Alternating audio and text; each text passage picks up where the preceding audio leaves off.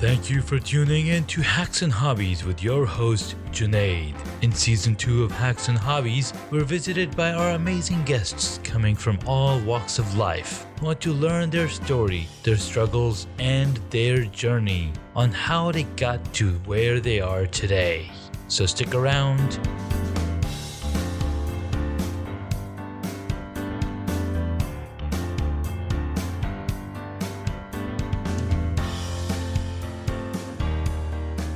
In this episode, we get to speak with Kirk Westwood. He's an upcoming author for a new book that's coming out, but he's an award-winning creative director, content strategist, and a business communications consultant. I met him through LinkedIn, and as we are all so connected in this connected world through social media, LinkedIn is one of the professional places. And when I got to speak with him and got to work with him on some of the projects back in the past, I was like, we have very similar passions, and we definitely need to bring you on the podcast and learn about your journey. So I am happy to report that Kirk had time and he's here on the podcast. Thank you so much, Kirk, for coming on to the podcast. Hey, thank you so much for having me. This is great. Awesome, man. You are so used to being a host, and you are a daily talk show host on your Twitch channel, which is super amazing. I've always been, what's that word? Blown away. Like, how is somebody able to do this on a daily basis? Like, I can't wrap my head around it, but I kind of do. But then, like, all the pre-production that goes into, okay, this is what we're going to talk about.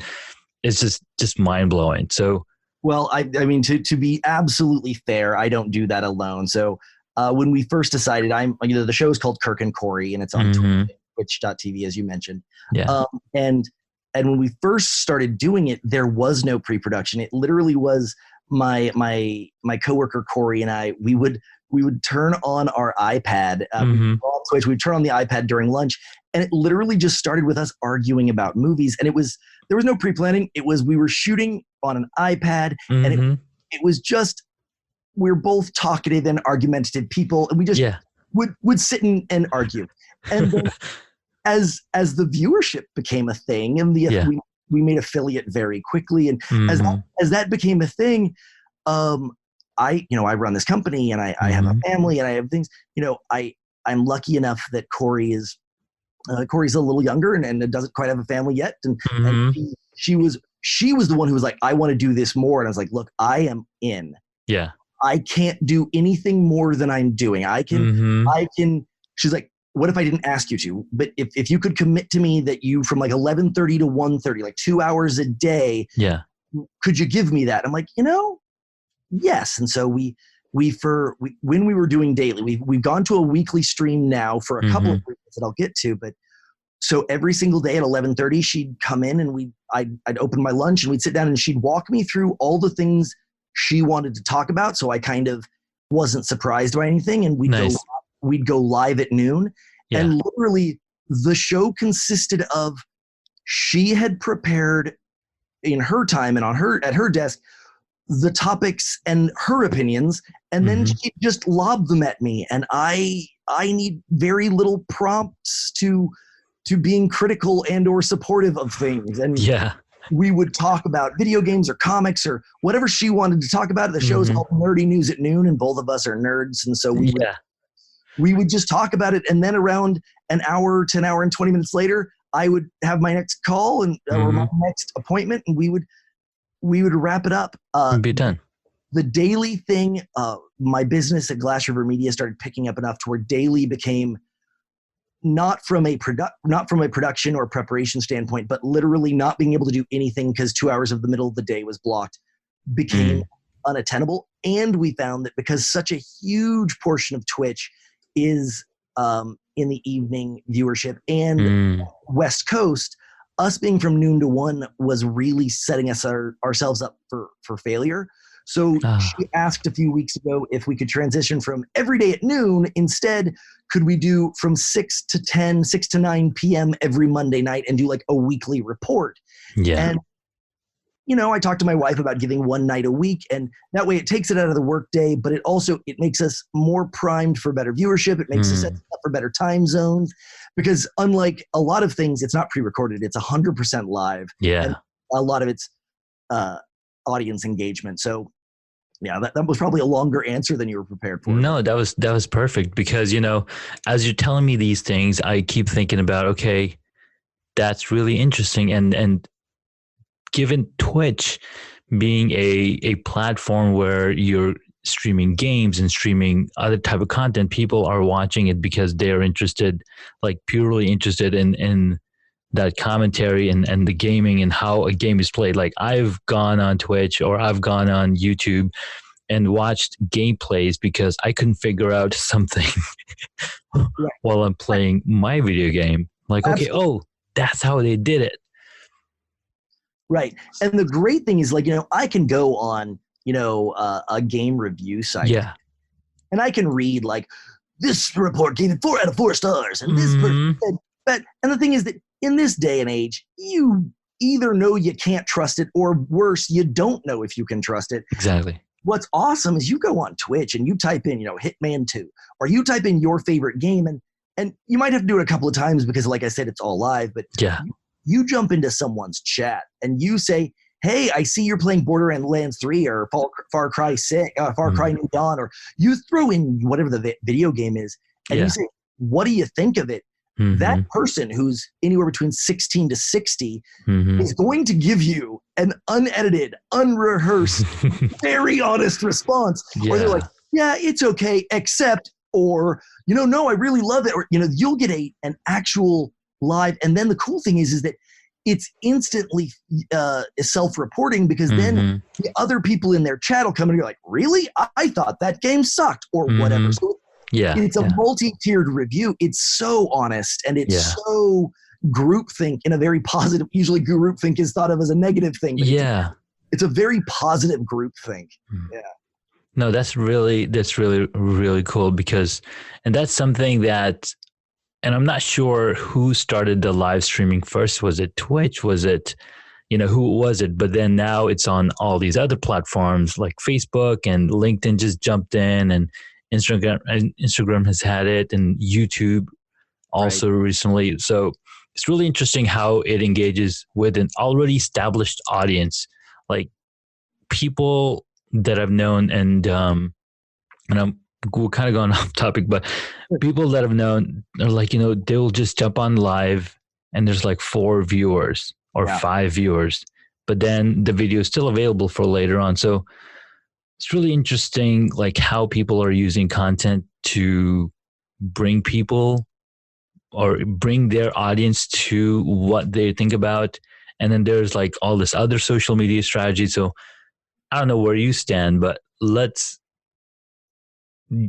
get into that, and then we can go back to getting your journey. No, absolutely. I mean, and I love, it was actually a fairly good setup for my journey, is that that's the name of the game, is that, in the era of above the line media, which is, that's an industry term, but before, for those who are uninitiated in the nerddom that is communication, above the line media was, back in the 90s, and everywhere before it, you had radio, you had television, you had print, and that was it. Like that. Yeah. The winner was the one with the most zeros in their paycheck. If you bought more ad time, you made more sales because more people knew about you. If you bought more column inches, more ad space. Earned media was easier because getting in front of people's faces was easier.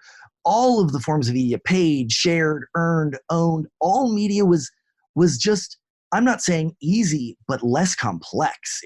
There was more or less 4 channels. I mean, outside of bake sales, you could buy an ad in a newspaper, you could buy an ad in a mag. So all there was kind of guessing, if you will, where does your audience watch or consume media? So when you'd watch Fox News, you'd get one kind of commercial. If you'd watch CNN, you'd watch one kind of commercial. If you read the Wall Street Journal, you got one type of ad. And if you read Rolling Stone, you got a different type of ad. It wasn't complex. It was fairly standard and easy. Yeah. And then Then the variability became in, well, what was the ad and what was the ad?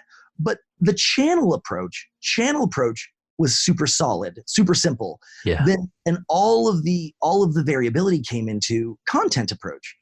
However, now, as you just said, if I want to do gaming, if I'm in gaming, if I'm EA or if I'm Bethesda, or if I'm if I'm one of these game producers, I now have to say, am I going to buy ads on Twitch? Am I going to pay a streamer on Twitch to play my game? Am I going to use YouTube, or am I going to go to Mixer, which is Microsoft's new entrance into the game? Yeah. Mixer, for example, just recently, until very recently, Ninja, I forgot his real name, or I would say it here.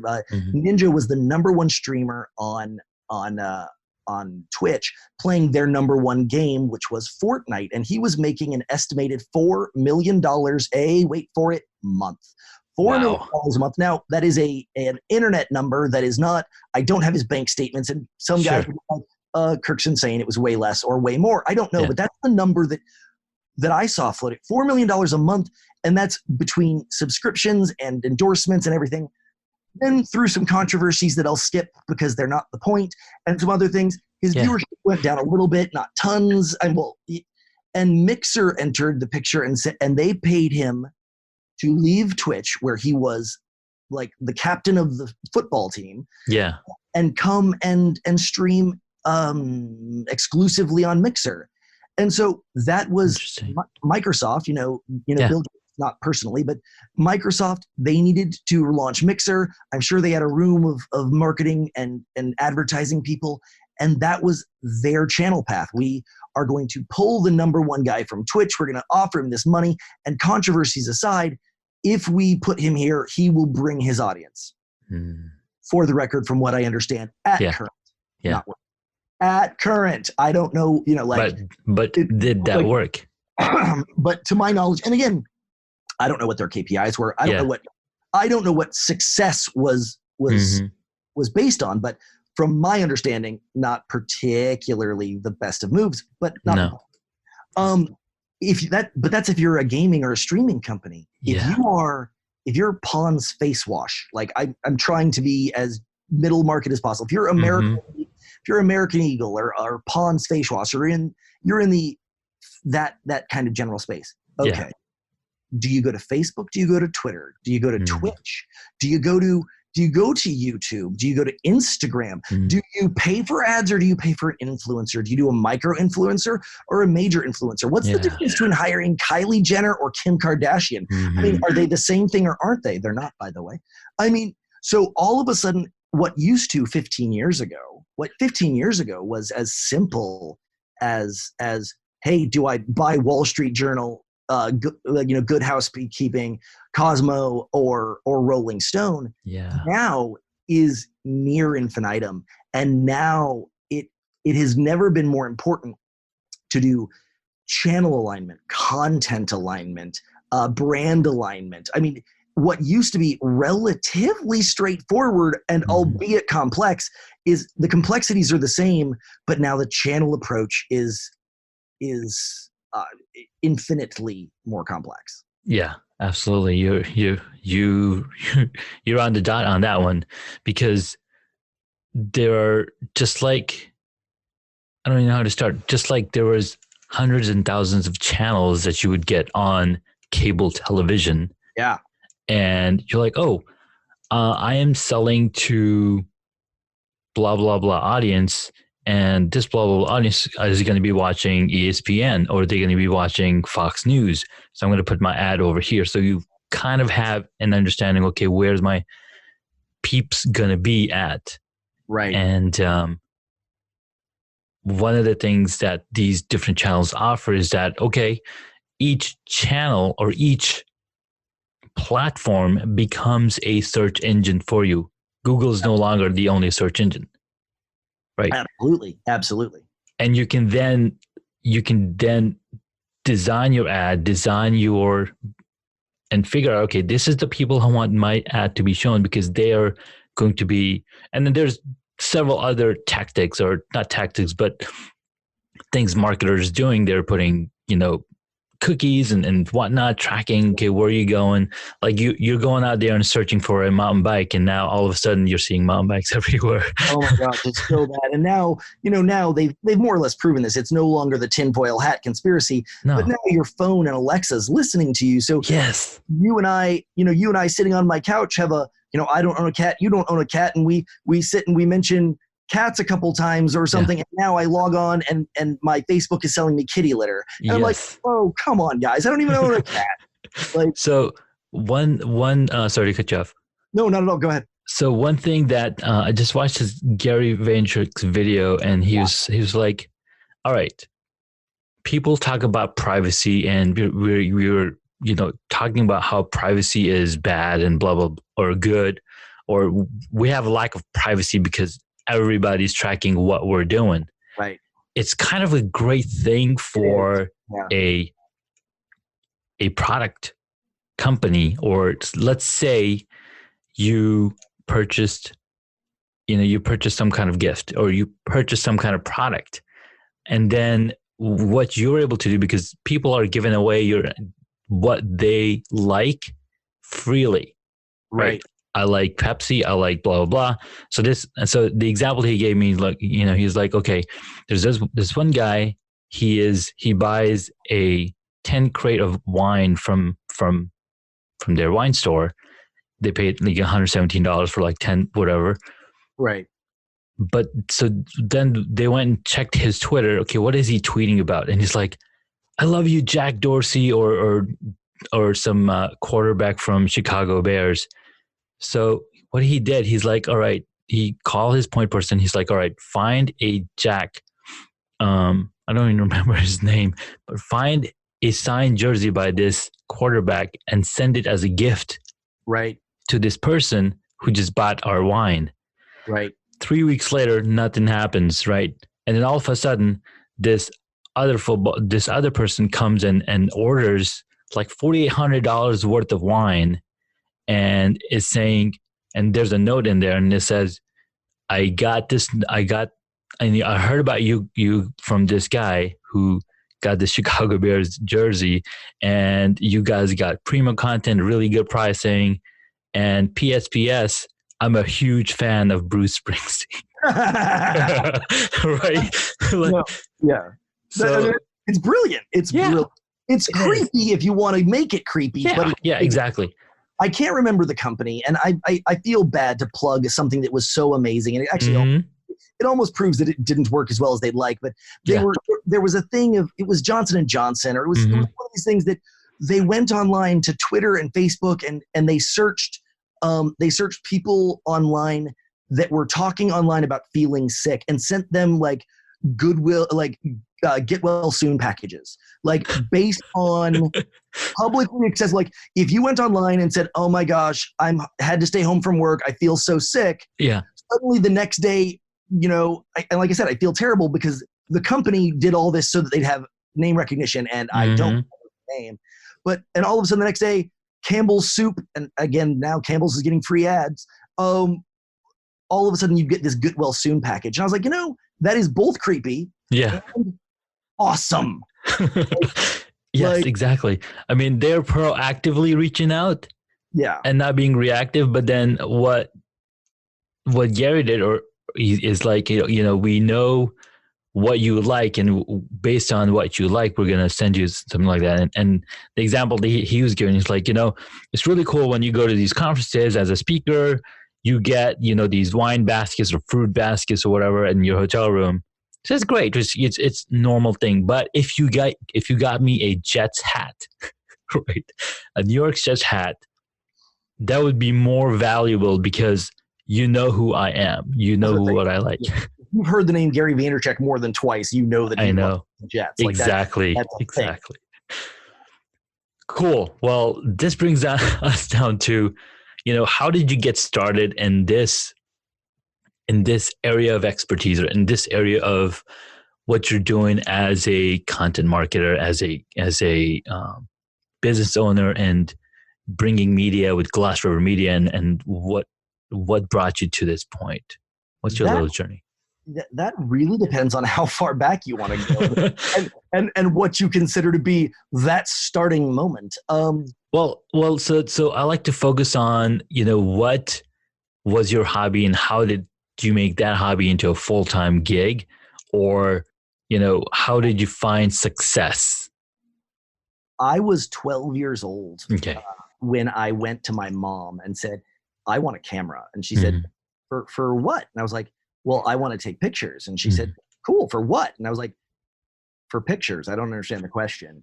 Like I wanted to, and well, she's like, we weren't a particularly well-off family. We were by no means poor. I mean, by no means, but we were very suburban, middle class. And like, well, we don't have $30 for a camera. And even if we did, a roll of film is $5. And where are you going to get the $5? And then to process the film is $7. And where are you? No, you can't, digital photography didn't exist. Yeah.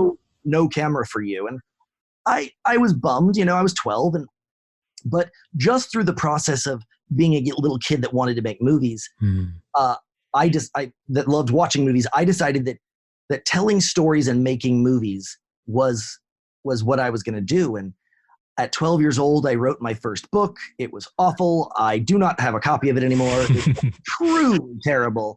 It was called The Key, and it was a novella about a boy that fell through space and time. It was very John Carter of Mars. It was this kid woke up on this planet and had to solve a riddle. Anyway, and I wanted to tell stories, and that at 12 years old, that wanting to tell stories never went away. It just didn't. I got into high school and I told my dad that I wanted to go to film school. And as a military colonel, he was just thrilled with that. Please no sarcasm. Just thrilled that his son was going to go to film school. Yeah. And spent many years trying to talk me out of it and failed. I did, in fact, go to film school at a school in Florida called Full Sail University. It's kind of an accelerated vocational school that focuses on entertainment. And I mean, to skip huge chunks of this, that wanting to tell a story never went away. And I went to LA and I was really very successful very fast. I was working with some of the top names. There's this story that I tell that there was one evening that I was looking around the table and I realized that other than myself, who was a guest, I realized that there was no one at the table that wasn't a Golden Globe or Academy Award winner. And I'm like, that's humbling. I'm in this circle of people. And then the writer's strike of 2007 happened, and me, like the rest of the community, I had children by this point, and I was a single earner. My wife is a stay-at-home mom, and she's amazing. And so in the course of about a year of not making any money with the rest of the industry, I found myself, like so many others, having to leave just because LA is not the place to live if you don't have a job. Yeah, no way. So I moved back to the East Coast where I'm from, to the cutthroat, never say die world of government contracting. And that is where I learned that government contracting in DC is where creativity goes to die. I spent 3 years on a government contract, not just wanting to pull my hair out, but literally the hair of every human being I spoke to about their approach to things. And it was just frustrating. So at the end of that contract, I stepped out and I started freelancing and started doing kind of my own thing. In 2015, I incorporated Glass River Media as I did not call us a marketing agency. I just called us a concierge video production agency. If you need it, we'll make it. And people would, in the very early days, me and my business partner, who I've known since high school, actually, people would show up and say, cool, come to this event and make a thing. And we'd go and we'd do. And cool, come make a music video for me. I'm trying to make it big. And we'd go and we would do. And we were just hired guns. And all of a sudden, again, this is 2015. And I started noticing this trend where I would follow up with people because I'm naturally inquisitive, and I would follow up and I'd say, hey, that video, like, how'd it do? Or that video, that commercial we made, how'd it do? And they'd be like, yeah, it didn't work. And I found that statement to be a little weird. I was like, well, what do you mean it didn't work? I thought you really liked it. And they're like, well, we loved it. Oh my gosh, thank you so much. We're not unhappy at all. It just didn't work. And I'm like, I need you to be more clear here. What do you mean it didn't work. And they're like, well, I mean, I wanted to put that video online and I was going to post it on my Facebook and I was going to go crazy viral and I was going to be the next Justin Bieber. I mean, Justin Bieber made it on YouTube. Why did my music video not become huge? And I'm like, well, okay, well, what else did you do? Like, what else? And I wasn't trying to be snarky. I was really, you just wanted to know. I was like, what else did you do? I was like, well, what do you mean? I'm like, well, I made the video for you. What else did you do? And they're like, I put the video online and I waited to get famous. And I'm somewhat being funny, but that was more or less their response. I mean, they used less ridiculous words, but that was the answer. Yeah. And so I realized, so I changed my first question. I stopped asking, what do you want us to make? And I said, I like, hey, cool. So what are we making? Like people would hire us. I was like, cool. What are we making? And we'd get excited and we'd throw ourselves in the project. And I changed. All I did was change the first question. They'd call me up. They're like, cool. So I want to make this video. And I'd go, great. So what are we trying to do? And they're like, and all of a sudden, instead of them jumping into this, well, it's going to be this music video and there's going to be these girls or there's going to be this cat or there's going to be lightsabers. They'd be like, cool. I want it. Just by changing the question. Yeah. They would launch into this, well, I want to be a rock star and I want to. So now instead of my second question being great, how many people should we hire? Now my second question is, well, great. What's your release strategy? And then they'd say, well, I was going to put it on Facebook or I was going to put it on YouTube or I have my own website or I have an Instagram and now by asking a few different questions at the beginning, I was able to completely reframe things. And that led to some very, very quick and very early success. So my business partner and I put our heads together and very quickly, this is in the first year of our company, we kind of flipped things around where we were no longer a video production company. We were a content strategy and production company. But content strategy came first because then all of a sudden what we found is we started having kids with their own cameras reaching out to us and saying, hey, look, I'm going to do my own thing and I want to do my own thing, but like when I'm done, what should I do? And so we started, instead of focusing on content production, which is still what we love and is telling stories, again, since I was 12 years old, has been my love and joy. Yeah. But I started realizing that where you tell the story is part of the story. And, and people are very, very incorrectly using their social media platform like a megaphone. And sometimes there are people where they're like, I have a loudspeaker and I will blast the world. I have the ability to blast the world with social media. And that's true. You do. Yeah. Every human being has a loudspeaker at their fingertips. And here's the problem. Every human being has a loudspeaker at their fingertips. And that creates a lot of noise. Yes. But the cool thing is that if you know what you're doing and you know who you're talking to, you shouldn't be using your social media like a loudspeaker. No. You should be using your like headphones. You shouldn't scream at your user. You should walk up and whisper to them. Because if you are in a crowd, if you're downtown DC where we live on Inauguration Day or on 4th of July and everyone is screaming, you don't scream louder. You put your head closer to theirs. Yeah. The way you let your kid hear you, your wife hear you, your friend hear you, yes, you might speak up a little, but you put your face next to theirs and go, hey, I'm going to go grab a drink or a churro. Do you want one? You don't just scream. Yeah. When you want a connection, when you want a response, you get closer. And so today, instead of, I put it on Facebook and so the number of clients I have that by the time they find me, I go, cool, what has been your release strategy? They go, yeah, I use Facebook and I spend ads promoting it. And this one client of mine whom I adore and is a genius and I love him. So anything that sounds like insults is just not meant to be one. Mm-hmm. I jumped into his analytics and his content, and he was spent in the course of 4 years of his company, he had spent over $48,000 in online marketing. Wow. And his average cost per conversion was $36 and his average purchase price was $28. So wow.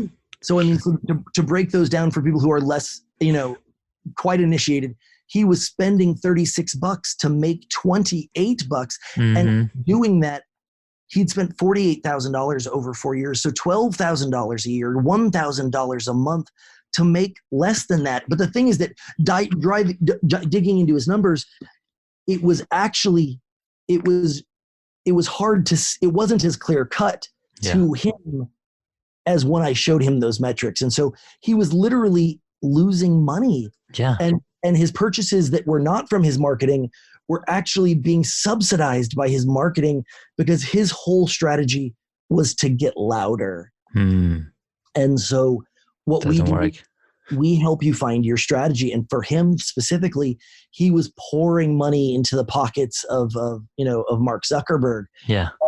And when I drove in and did some analytics, it turned out that a massive amount of his traffic that he wasn't getting credit for or advertising was actually coming from Pinterest. Interesting. He didn't know that. He was like, what? My market isn't women, it's men. And my market isn't that age group. Like I market to 18 to 30-year-old men. Yeah. And 90% of his referral traffic was Pinterest, not Facebook. Not Facebook. And he didn't know that. He was screaming on one channel when all we did was pivot to very casual posting on Pinterest. Yeah. And exponential growth. And it's because don't scream, man. Find your guy and put your face close to his. Yeah. And that, just as much as what you're saying, that's storytelling. And that is how I turned a 12-year-old's desire for a camera and an 18-year-old's desire to go to film school into a near 40-year-old's love of telling stories by finding your audience and just whispering it to them. That's beautiful. I love it. See, that's the story. That's the journey. That's the journey that I like to hear, man. That's beautiful. That's awesome. That's really powerful, because you summed it up in a very, very tight package, that if you want to attract somebody, number one, you got to know what you're selling, and you got to know what they want. Know what they want, yeah. And then tell them, hey, check this out. Right. And there's, obviously, that's 1,000 tricks inside of that. Exactly. Like, call me. I'm not even like you gotta pay me. I'm happy to. I am the worst capitalist on the planet, because all you have to do to find out my secrets is ask me. Like, it's not difficult to do, and all of this information is so available. Yeah. If you ask your website or ask Facebook the right question, it'll tell you. It'll tell you exactly what. Yeah. And so it's super easy. I just had the opportunity so Seth Godin, right? Yeah. He is like, he says that he was born on the right day at the right time. Right. To be able to be that inventor behind the internet marketing and marketing in itself. His recent interview with Jonathan Stark and Rochelle Moulton's The Business of Authority. And he talks about how being generous is the one way you can get people to know about who you are and what you can offer. Right. And what we're doing with a podcast, what we do with blogs, what we do with creating videos, sharing our insights and secrets, because there's no secret. Everything that's need to be done, it's already been done. Right. It's all about application and execution. And people, once they know who you are and what you're about and how authentic and information that you're sharing, they will come to you and ask you the questions that they have in their minds. And that's how we have sites like Quora and other sites where people are just asking questions and other people are answering these questions, because we have this innate nature of storytelling and helping each other. Absolutely. No, we are at our core. Depending on where you are from a science versus religion standpoint, we are at our core, evolutionarily or otherwise, a social being. Yeah. And reaching out, like, if you think about it, humans are like not the fastest nor the smartest, nor smartest, I guess, is debatable. We are not the fastest, nor the fiercest, nor the strongest. We actually excel in remarkably few metrics in the wild. The only reason we were able to end up on the top of the food chain, as we so clearly are in certain contexts, is because we are so social and and we are ingenious and innovative. Not innovative. There's a word I'm looking for. Ingenuity. We have ingenuity. And we create and we build. We learned to build walls. We learned to build societies. We learned to build weapons. We learned to build and because of our ability to build and work together, that is why we are. And then it's funny, we get there and then we're like, no, I did this by myself. It's like, you really didn't. Nothing evolutionarily, personally. I mean, your mother held you you got nowhere on your own. And the people who think they did are crazy. They're crazy. Exactly. We are on shoulders of giants. 100% of the time. 100%. Right. And because all the luxuries that we have, somebody else did. Phone we were using, somebody else created. Chairs that we're sitting, right? It's because of that. I mean, you did not grow up on an island by yourself. No way. You certainly didn't. I mean, like, you didn't build your first house. You have not paid every bill that has benefited you. The people that say, like, I did this on my own, I built it from nothing, and I mean, don't get me wrong, I'm not trying to overly criticize those who really did start something and they really, but there is no one is an island and nothing. Someone helped you. I genuinely, I grew up in the foster system and I did it by this and I've had no support. That's a monumental achievement. It still wasn't alone. It still wasn't without the trail being blazed by those that came before you. Yeah. It's amazing. Wow. So on a daily basis, what are some of your motivations to keep going? Of course, you've got a company running, you've got people coming in, you've got projects coming in. How do you what's a day in a life? Well, right now, like we talked about at the kind of the very start of it, is I have a book coming out in April. And so right now we're doing back and forth with drafts and publishers and covers and synopses and marketing. And so my day at the moment and for the last few weeks /months has been finishing, writing, polishing, and researching. I will make an assertion and realize I can't back it up. And so I will set to the internet to find an expert of the thing, and I will track down the expert, and I will get an interview, and I will beg for a few minutes of their time, and I will tell them my assertion, and then I get a master's class in either what I'm missing or how I was actually correct and didn't know it, or my favorite are when I find out that I'm absolutely wrong and there's this huge thing that I'm missing, because it forces me to go back and restructure my argument or change my argument. And so for the last probably 6 months, the day in the life has been wake up, write, read, write, call someone, listen, read, write, interview, write. But generally speaking, and this plays into that, like I said, I love stories and I love so I wake up with whatever story I have to tell that day.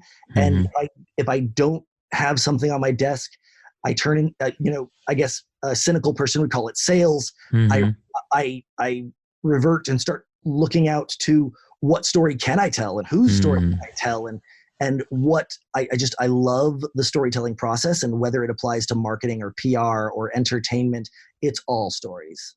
Nice. That's awesome. And that's something that I'm struggling with, is reaching out. And I do reach out with a close few people. I'm like, hey, what you up to today? What's going on? What are we going to do? But then reaching out to people that I've known for a while, I'm like, hey, this is what I'm working on. How can I help you? I haven't done that yet. Right. And it's like, okay, how do I get started? And I keep looking at my list, my email list, and I keep looking at Facebook, looking at LinkedIn. Okay, what's the strategy? And like you said, you made a really good point. What am I trying to achieve? And that's what I keep stumbling on my own I guess, on my own thoughts and be like, okay, what am I trying to achieve with the podcast? What am I trying to achieve with my business? What am I trying to achieve? And I keep coming blank. I'm like, why am I keep coming blank? I know there is something there that I'm wanting to do and get out of it. So how do you get out of that? Or how would I get out of that?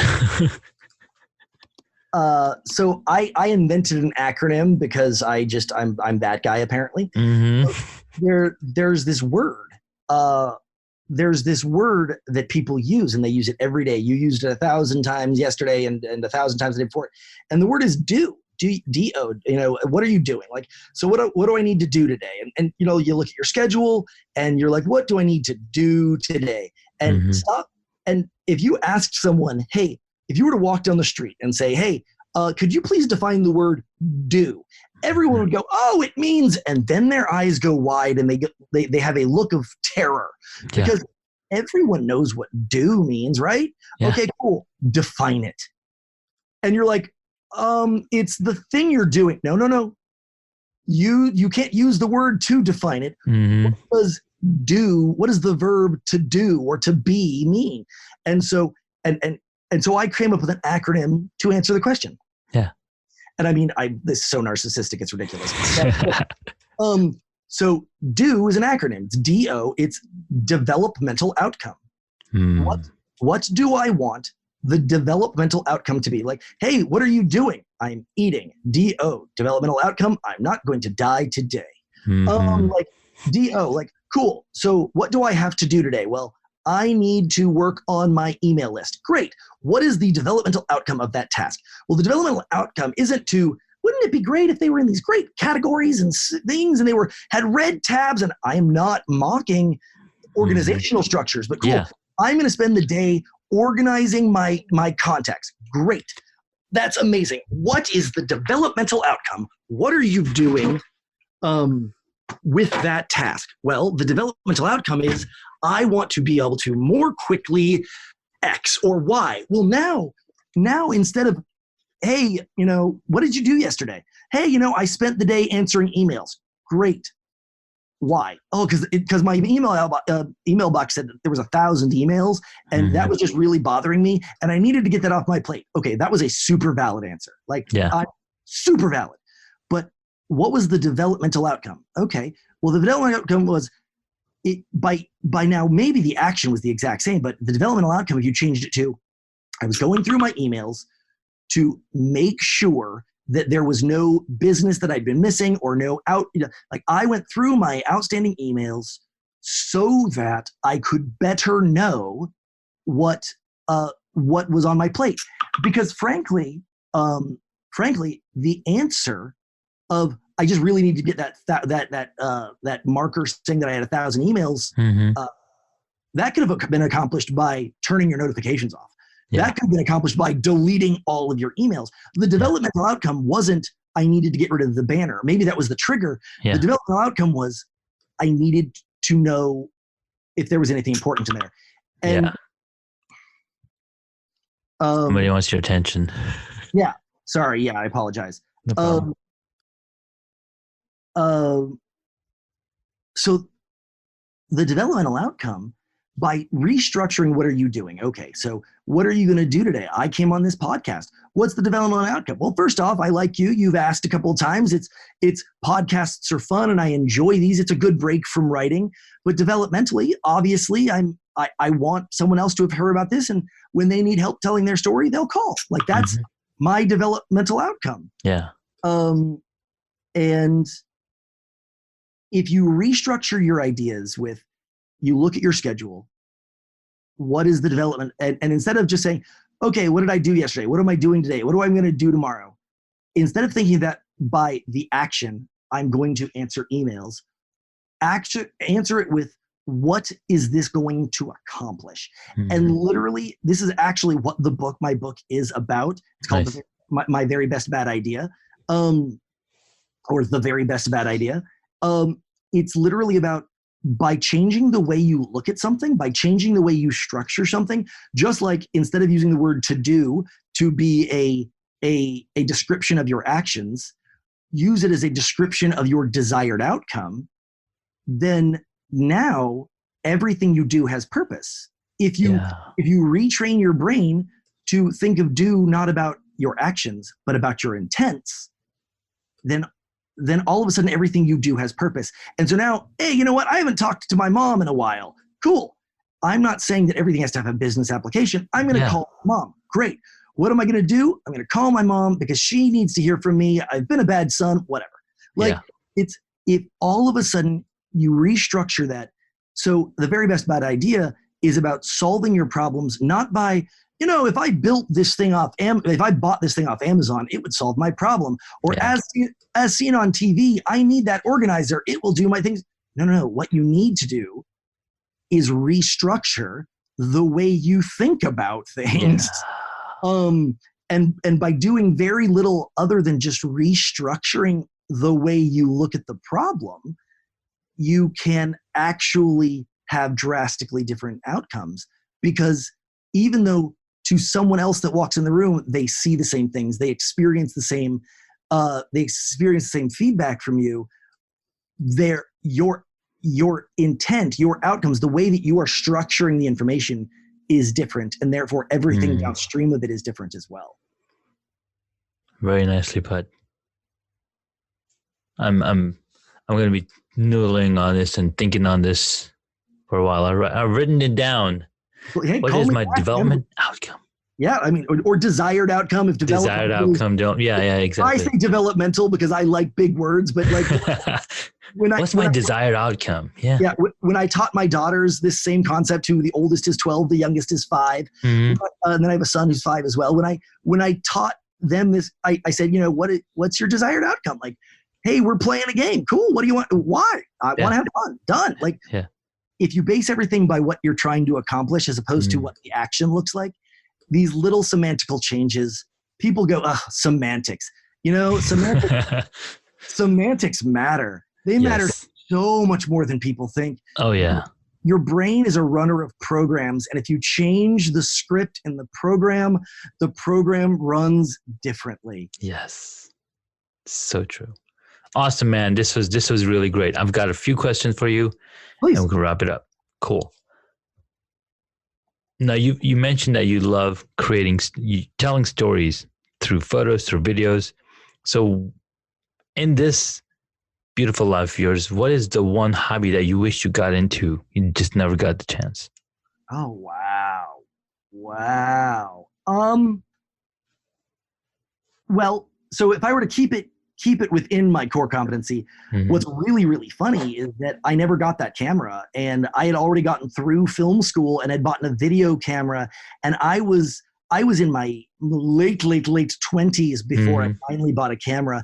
And so now, I mean, I have certainly taken some pictures, and people would certainly call me a photographer, but I when I get into the technical side, I still feel like very much a novice when it gets to the real photographic, the depth of fields and the irises and the f-stops and when it gets into the real minutia of photography, I to this day kind of regret that I didn't, not with my mom when I was 12, but on my own when I was 22, like that I never really actually sufficiently got into photography, because I think there's just the way, just like I love words and how our bodies and our minds respond to wording, we really do respond to imaging as well. And I wish that from a younger age, I had spent more time and paid more attention in the art history, the technical of photography, the actual association with how we respond to the image itself. That is, if I'm keeping things, super duper in line with things. But out of that, everything I've ever created in my life has been remarkably intangible.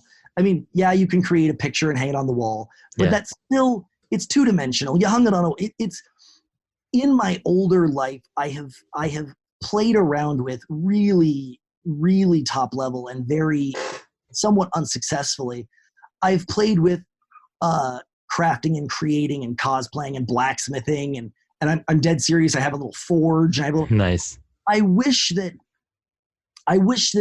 I had, or that from a younger age, I am the least mechanical or craftsmanly inclined person like on the planet. Mm-hmm.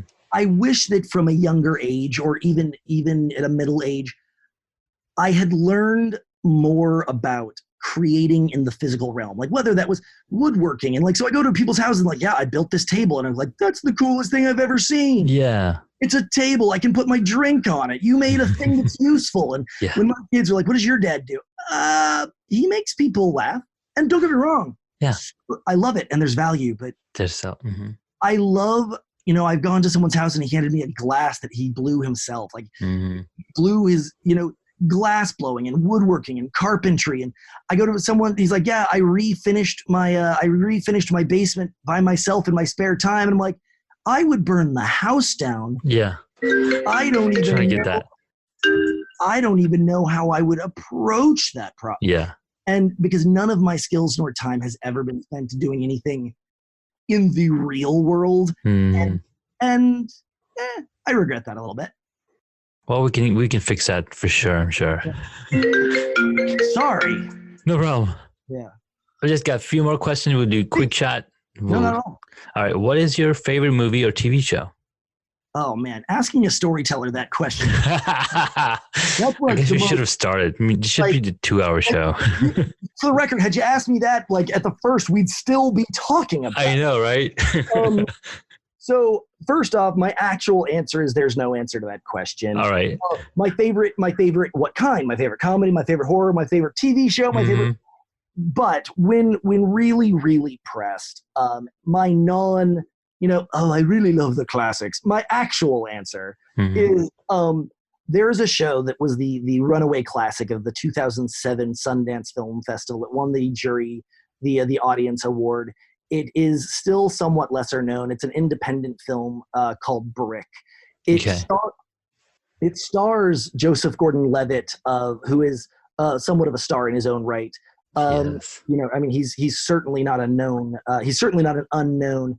And then the director, who was an unknown at the time, his name is Rian Johnson. Now, that's still not a household name, but he went on to do a few other things. He was a reoccurring director on Breaking Bad. He's done a few more movies that were equally kind of not low under the radar, Looper and Brothers Bloom and such. But everyone more or less knows and hates him because he is the director of the most recent Star Wars film, The Force Awakens. Okay.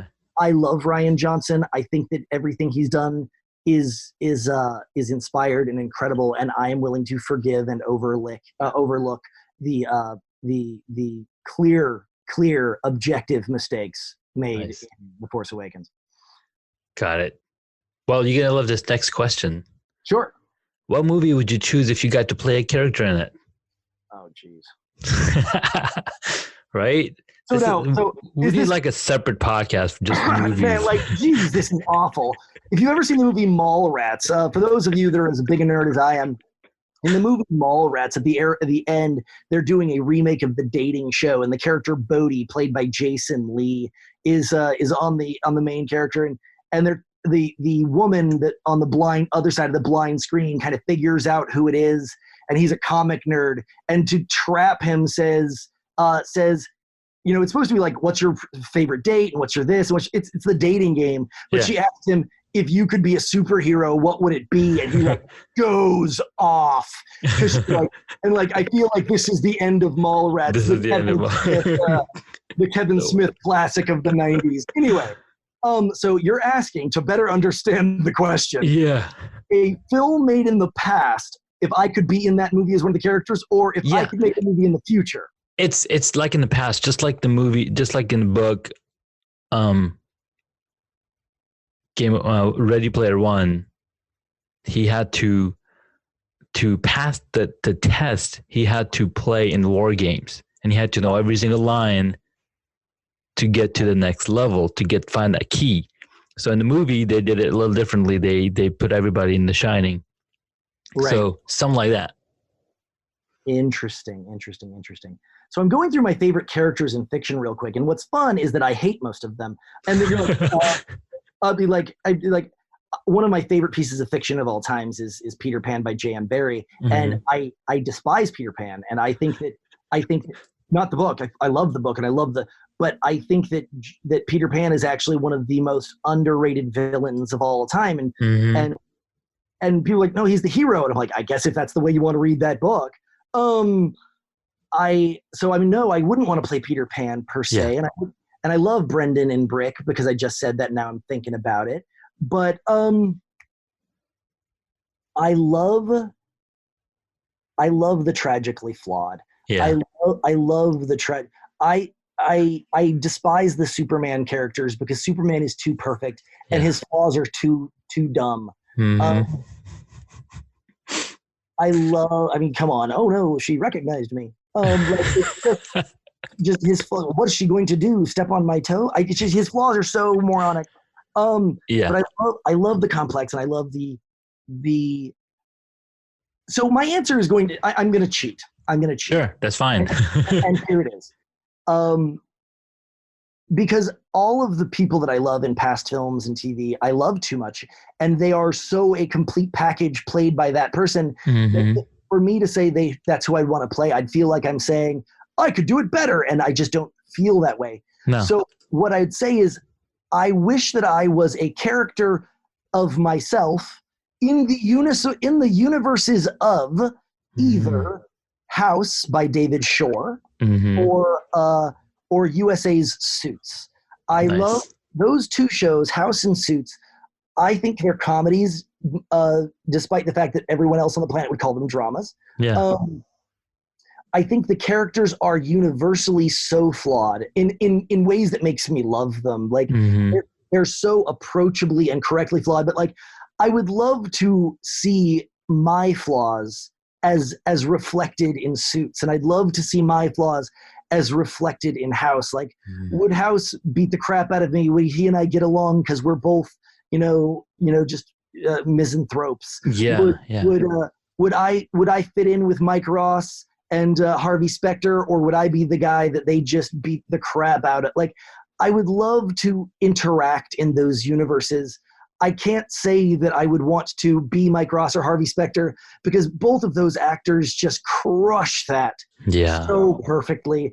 And Hugh Laurie, man, I couldn't be House. Nobody is that. Yeah. No one could do that. But I wish that I could be in those universes, as they, in my opinion, are the perfect microscope at the human condition. Nice. Well, we are running out of time. I've got someone else lined up in 2 minutes. Sure. We had 2 more questions, and I want to get. I'll answer them quickly. It's very prickly. Okay. Who's your favorite superhero? I hate you so much right now. I know, right? Okay, we'll skip that. Batman. Batman. All right. Yes. Yeah. Batman. If you were a board game, what would it be? I